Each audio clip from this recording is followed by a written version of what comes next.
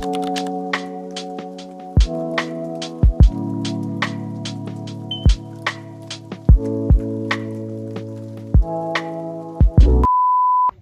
guys, vlog number 3. Right now we're at Red Rock State Park.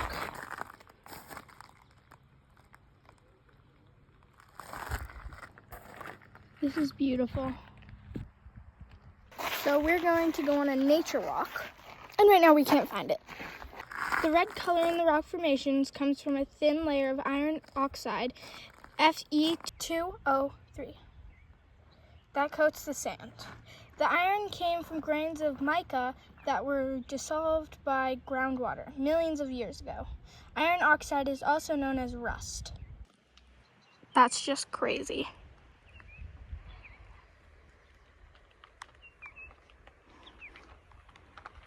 Chateau dancing. There's a soap tree yucca. There's a salt bush. There's a cholla cactus. More cacti.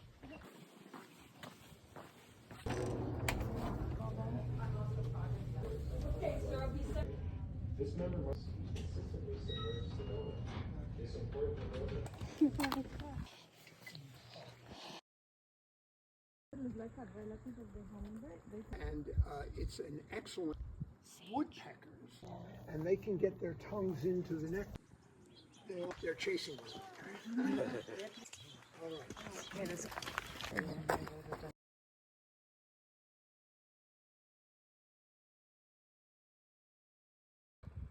This particular one is called cane cholla, and it gets its name from, that's obviously not what the Native Americans called it, but more of a modern day name. This center stalk here, early corn cholla, and they're obviously desert plants because we are here in the high desert, the Ponderosa. We get statistically 18 inches of rain a year, which is not very much when you think that in dry and you have yourself a broom. The snakeweed comes from intelligence that was passed on by the indigenous territories because the small flowers that bloom on this, combined with the roots into a kind of a poultice, can be applied to venomous snake bites in corn and the cane cholla. This one, for obvious reasons, is called a pencil cholla, and it actually, way down at the other side there, if you look carefully, you can see a little red fruit growing. Looks like a red strawberry, and it is edible and sweet. And it must have been a real treat for the indigenous people when they came across one of these pencil chollas and could eat these little fruit in season.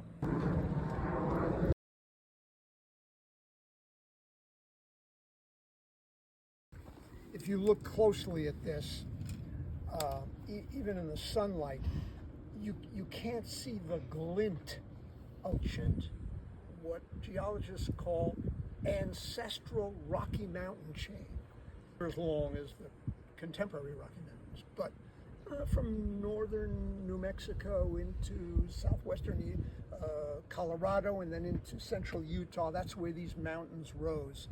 And they were very iron rich, and that's what this red stuff is. This is essentially rust. It's iron oxide, and it has covered in the tiniest layer each of that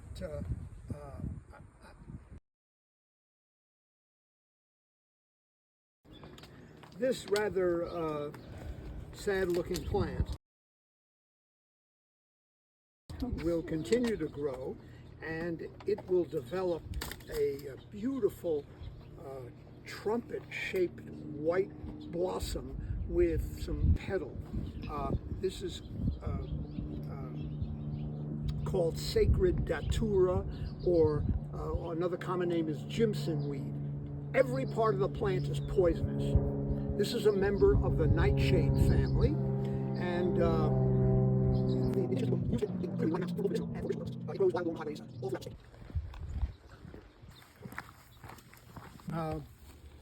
this is called silverleaf nightshade. And obviously I'm touching it, so it's nowhere near as dangerous as the other one. But it is a real bothersome plant for ranchers. Now, cattle know not to eat this stuff. Somehow they just know. They sniff it out, and for some reason they don't want to eat it. But every once in a while they might eat it by mistake, and they'll get a bad tummy ache if they eat this stuff. This was also used for medicinal purposes and by the Native Americans, and it produces this flower and these seeds here.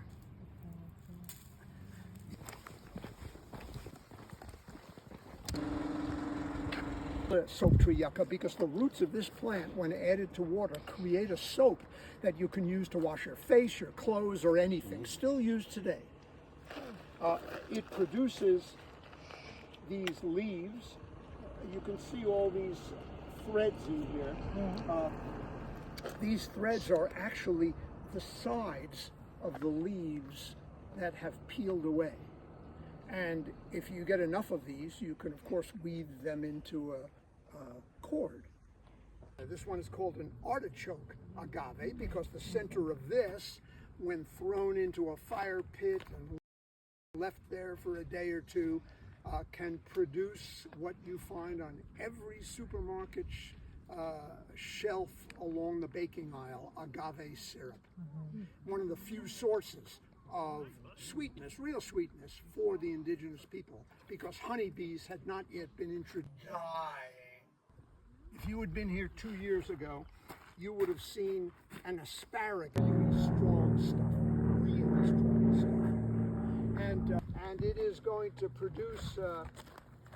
Here's a pear that's beginning to grow, a beautiful red pear that is really scrumptious to eat. You just got to peel back the spines on the outside. You can scoop it out with a spoon and literally eat it right from the pear. Here, kind of crab apples. This is called a manzanita. Manzanita is a Spanish word for a little apple. And it's got this beautiful red bark, sometimes gray and red on the same stem. Incredibly resinous. If this were to catch on fire, in the first instance, the flames would be 3 times as.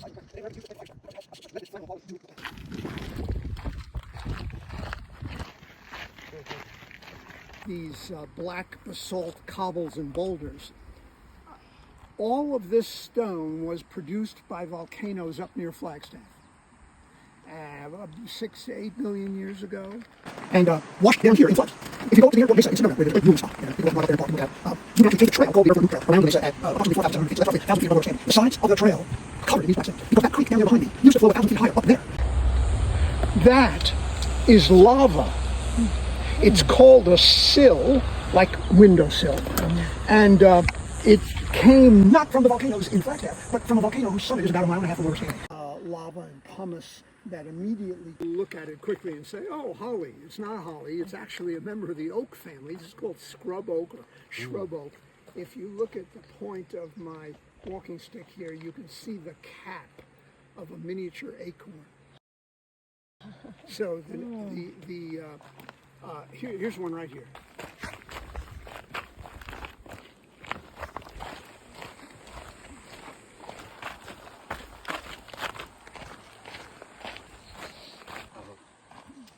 So lots of different things going on here, so to speak. Here we have another kind of cactus. This is a hedgehog cactus, and in particular a strawberry hedgehog cactus. The blooms have come and gone, but it gets a beautiful red flower coming out of the top of this. And there are about 5 or 6 different varieties of hedgehog cacti that grow in the state. Right above it, this may look like the scrub oak, but it's not. The leaves are more blue-green, and it produces an edible berry. It's called a red barberry, and the red berry is edible and was eaten by the indigenous people. The stems and the roots of this plant can be ground up to create a yellow weaving dye. This is the pine nuts, very expensive in the supermarket, pinoles. And this, the Utah juniper, with its rather incredible bark. I humorously call it the P&G tree, because new mothers, Native American mothers, would strip long pieces of this bark, put it in water, let it soak, take it out, let it dry in the sun, and the inside of the strip would get a kind of a fuzz to it.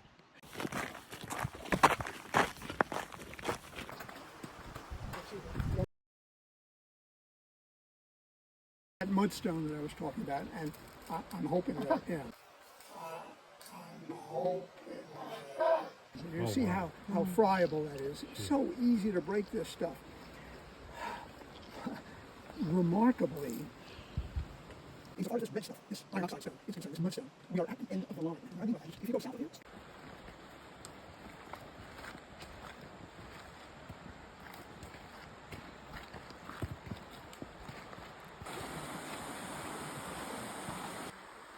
these are cottonwood trees. When Euro Americans came to the Southwest Territories, they cut down 90% or more of the cottonwood trees used for firewood and lumber. Farmers got rid of it because they sucked up some water that they wanted for their herds of cattle. The Native Americans would use the roots, still do use the roots of this tree to carve their katsina bones. Katsina is represents, they're painted and they're draped in a woven cloth. They represent any of roughly 400 different spirits. There would be a katsina for an eagle, a katsina for a mountain, a katsina for a particular kind of food, a katsina for a raven, and so on and so forth. The roots of this tree are hard, but not so hard that they can't be nicely carved. And so that's why even today, especially among the Navajo and the Hopi, these trees are used to create those katsina bones. Very interesting cycle. Navajo.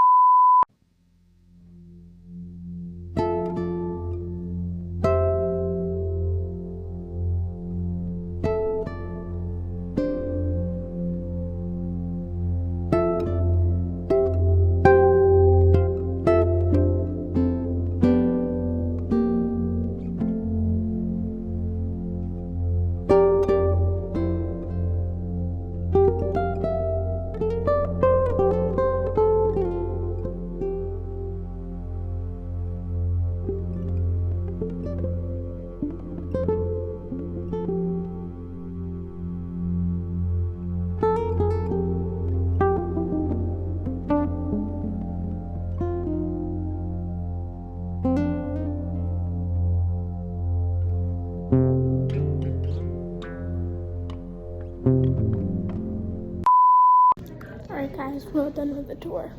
There's a snake in there. A yucca sandal. It gets long, but See you in the car. Chateau Tenzin. Chateau Tenzin. No more nature talk. I'll see you in the car. Hey guys! We made it and I am dying of heat. It's 97 degrees.